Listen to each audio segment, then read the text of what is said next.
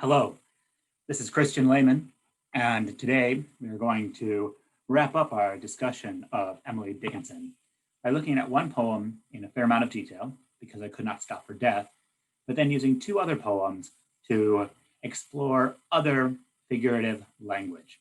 In particular, we'll be looking at the figurative language of an oxymoron, and we will look at the importance of adjectives in all three of their forms. Before we get into those, though, I want to make sure that I talk about something. You'll have noticed that I put these numbers after the poems on my title slides. And that's because Emily Dickinson, her works were published in kind of two major ways. Shortly after her death, there was one volume put out, and we'll look at what that looked like. But then editors decided to return her poems to what they originally looked like. So as an example of this, let's look here at the opening stanza to Because I Could Not Stop for Death.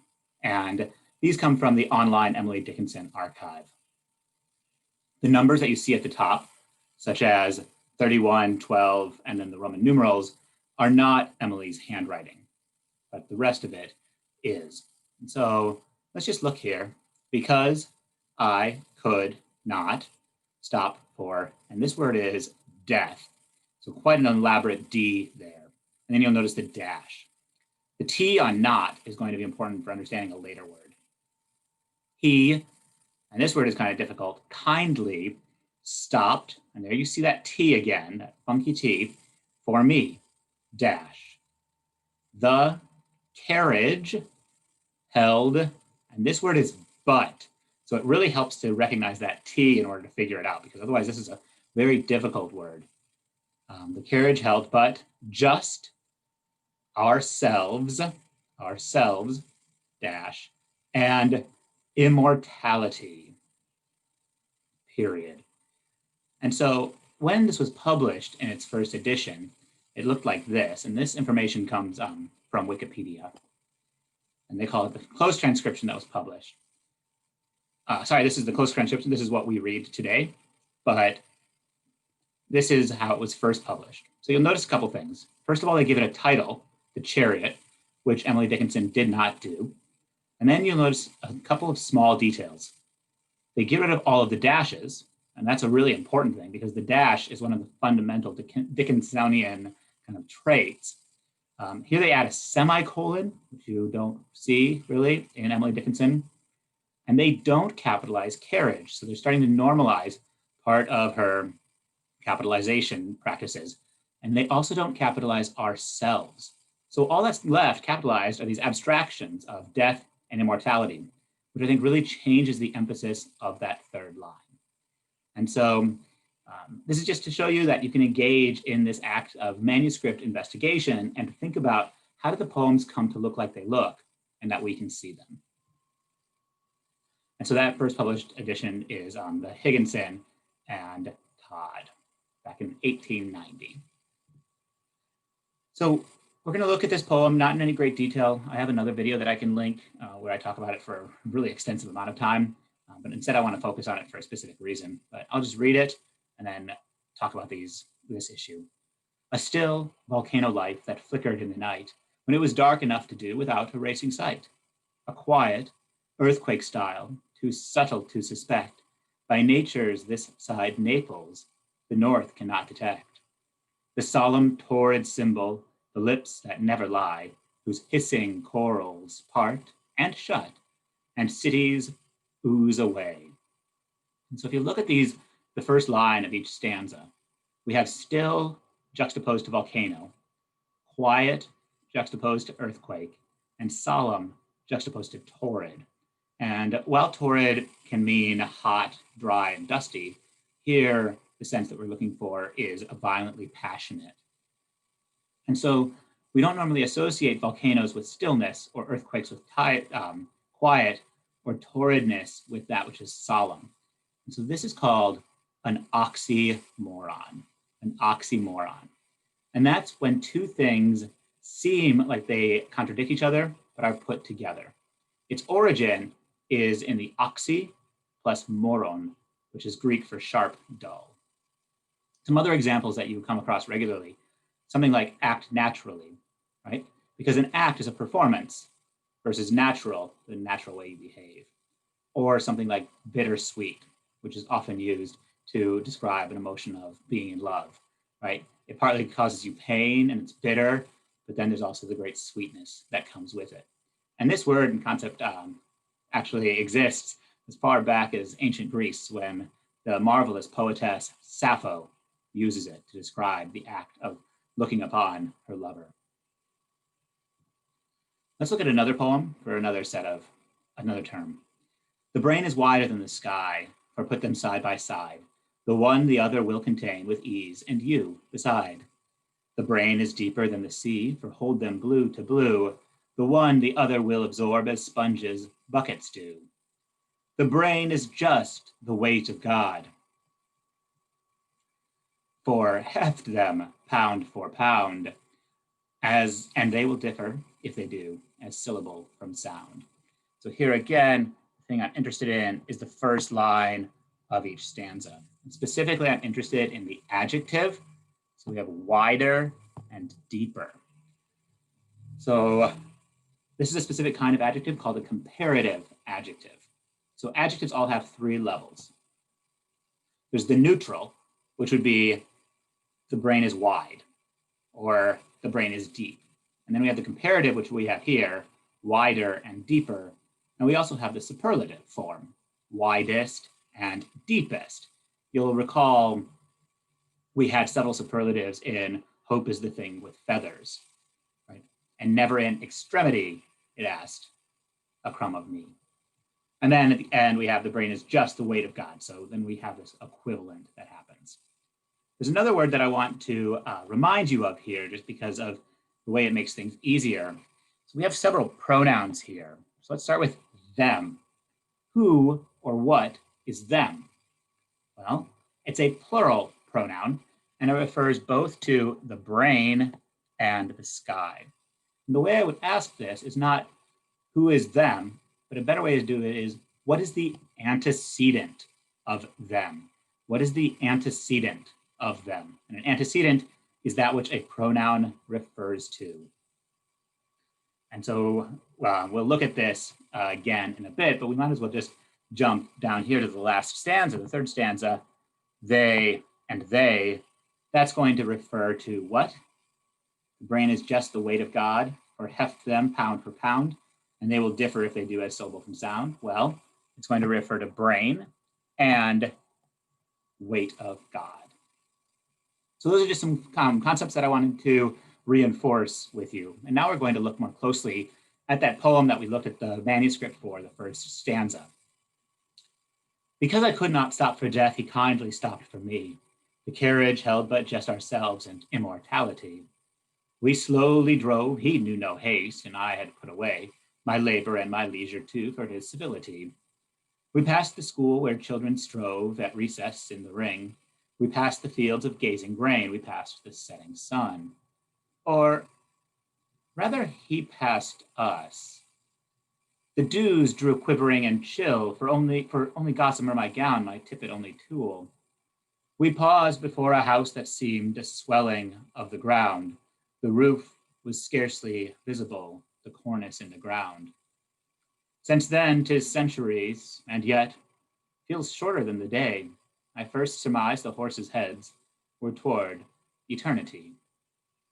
So we'll break this down stanza by stanza here. First one, because I could not stop for death, he kindly stopped for me. The carriage held but just ourselves and immortality. And so here we have this kind of already an oxymoron with kindly and death, right? We don't usually think about death being kind or even like abrupt. And so we get introduced to an early thing of death being very polite. And we also have the dominant metaphor that's going to structure this, which is death picking her up and they go for a ride. So death picks her up to go for a drive in the carriage. Then we have the, and so we can run a quick antecedent check, right? Who is he? He is death. Stanza 2. We slowly drove, he knew no haste, and I had put away my labor and my leisure too, for his civility. So something to just remind us of, away and civility is slant rhyme. Slant rhyme. And we also have a bit of alliteration with labor and leisure. And here we learn, the drive is pretty chill. They're just vibing, hanging out together. Now we get a little bit more here. We passed the school where children strove at recess in the ring. We passed the fields of gazing grain. We passed the setting sun. So here are kind of three different modes that happen. This word past is really interesting because it's a form of wordplay. Here we have wordplay because we have past as in the past, present, and future, and then past as in to go by. And what this poem is doing is it's talking about the past, right? It's a memory of this thing happening. And we see the children striving, and strive is an interesting word because it reminds us maybe of labor. But the more interesting thing is, what game do people tend to play when they're in a ring? And I would suggest this is ring around the rosy, pockets full of posy, ashes, ashes, we all fall down, right? And the thing that you do, and it's a response to a play, so it's quite striking to read and think about these lines today. You practice death. When you're dancing around in the circle and then you all fall down, children are practicing death. So in some ways, it's a rehearsal in a similar way that this poem can be seen as a rehearsal for death, a rehearsal. We pass the fields of gazing grain. Gazing grain gives us a really nice alliteration. I often think that this is sunflowers because sunflowers turn with the sun. And so it kind of seems like they are looking, and then it transitions into the fourth line of the stanza, the setting sun, which gives us another alliteration. And so in this, it's getting late, which we know because the sun is setting. And so we're getting this kind of idea of we get closer to death and the sun is also setting.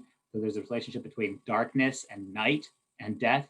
And it's a very common idea that sleep, which happens at night, is the brother or sibling to death. The speaker then corrects herself, or rather, he passed us. And we get a really interesting idea here of the difference between, do we have a heliocentric world or a Earth-centered world, right? Do we revolve around the sun, or does the sun revolve around us? The dews drew quivering and chill, for only gossamer my gown, my tippet only tulle. And this is a little bit difficult because it has a lot of vocabulary that you might not know. So gossamer is a delicate fabric, as is tulle. And then a gown, a dress, right? And a tippet is like a shawl. So tulle is kind of a flimsy fabric. It's often used for veils. And so it introduces this idea that's a little bit debated on, is she like dressed as a wedding, as a bride for death? A quite striking use of adjective noun placement here. So we have this kind of X shape that is formed, and this has a technical name, which it's not important right now that you know it, but that it does exist, and it's called chiasmus. Chiasmus. And that just means a key shape. And key is in the Greek letter chi, which is an X. And one of the things it does is it creates interlocking word order and a really nice tightness between these concepts. So even though her clothes are thin, her language is really tight and dense. And so what we learn here is that it's even later, it's getting cold, which leads us to the idea that it's getting closer to death because the body is also getting colder. We paused before a house that seemed a swelling of the ground. The roof was scarcely visible, the cornice in the ground. And here, what we have is a set of domestic diction, meaning diction related to the house. And that's going to be the house itself, roof, and cornice. And so this seems to be, they arrive at the grave and the tombstone. So let me see if I can just quickly draw the little hump And we will add a little bit of a tombstone there. And it's tipped over, right? This idea that it's scarcely visible, so the earth is kind of like built up around it. Since then, since this moment that they, since this moment that they arrived, 'tis centuries and yet feels shorter than the day.